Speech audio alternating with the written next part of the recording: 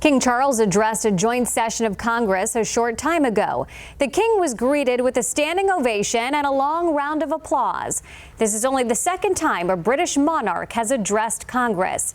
In his speech, he reaffirmed the relationship between the UK and the United States as the U.S. marks its 250th birthday.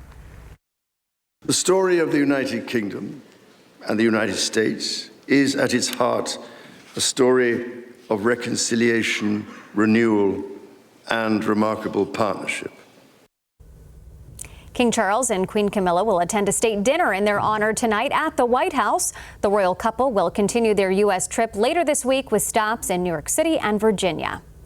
Now for more on King Charles III's security, Wink security analyst Richard Kulko joins us now. And Rich, this is a very high-profile visit.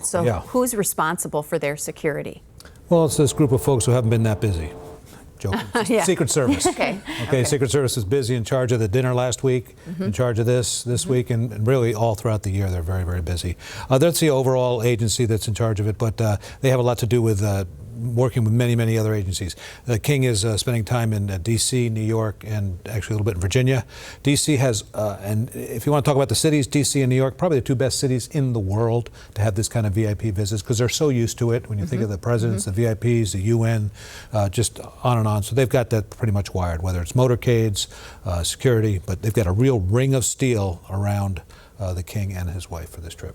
Thinking about maybe that national park in Virginia, does that present any other challenges? Will things be different security-wise when they make the move to head there in New York City versus in D.C. around the White House and Congress? Well, a little bit of the difference is D.C. has to rely on a lot of different agencies because MPD is not that big. In New York, you've got NYPD, which is the 800-pound gorilla. They've got everything you ever need, one-stop shopping. So they're great for that.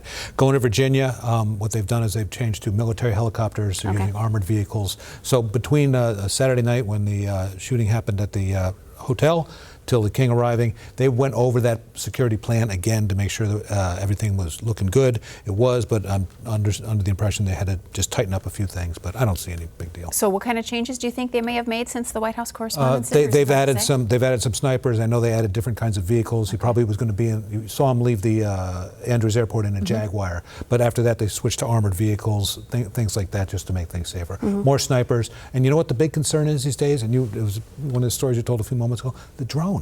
Yeah. We're talking about drones delivering pizzas. They're concerned about drones that can attack. If you can carry two pizzas, you can carry something that's dangerous. Yeah. Okay. All right. Thanks, Rich.